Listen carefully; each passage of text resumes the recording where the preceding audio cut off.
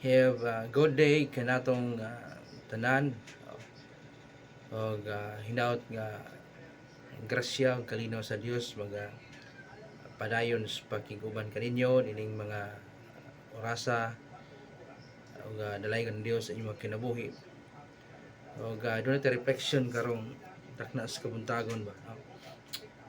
It is written in the book of Proverbs chapter 17 verse 17 says, a friend is always loyal and a brother is born to help in time of need.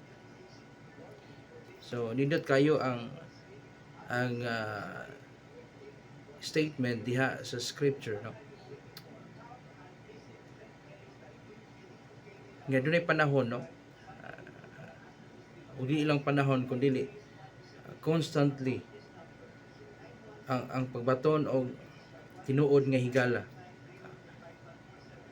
Kung magbaton kag tinuod nga higala, kanang higala nga matinud-anon nimo, higala nga matinud-anon nato, higala nga anaa magpaluyo, no? Anaa mo aga kanato in times of our need, no? Either it is spiritual, materials, emotional, naa siya makigdugtong diha nimo or dinhi kanatong tanan. Nagingon this proverb, no? A friend is always loyal. And in the same way, gidugangan po diha, a brother is born also to help in time of need.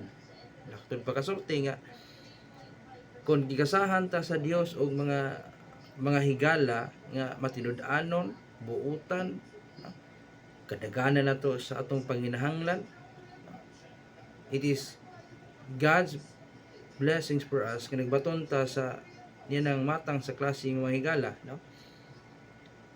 Kinsa nahigugma kanato, natural ato po silang higugmaon. Kung silang gihimo natong maayo, ato pong ibalos dito kanila ang ato apong pinakamaayo o kana pong makugihon o matinabangon po dito kanila, di ba? And so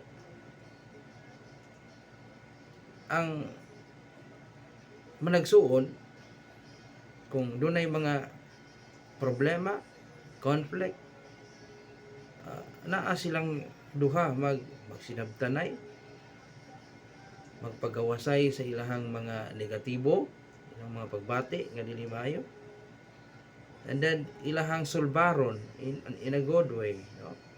To strengthen the family relationship.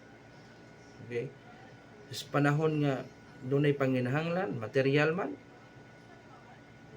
anaa sila mutabang, anaa sila muagak, ilabi na kung ang ilahang mahal sa kinabuhi anaa sa panginahanglanon, no?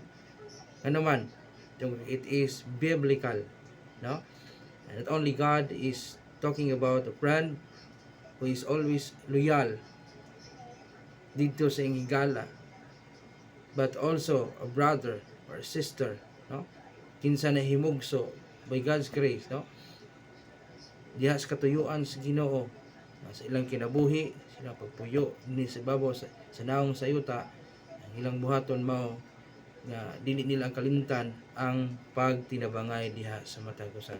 Subok kay pamanulungan dunay mga managsuon nga layo na kay gap ang relasyon, no? Ano man kay wala ma-patch up ang problema. So I pray nga atong i-strengthen ang atong family relationship by the help of God, na siya padayon nga bugambalay diha sa atong panimalay, unon ta niya diha sa gugma, diha sa paghiusa, diha sa pagsinabtanay, para padayon nga madagaya ang panalangin sa Dios alang kanatong tanan. Happy morning and God bless us all.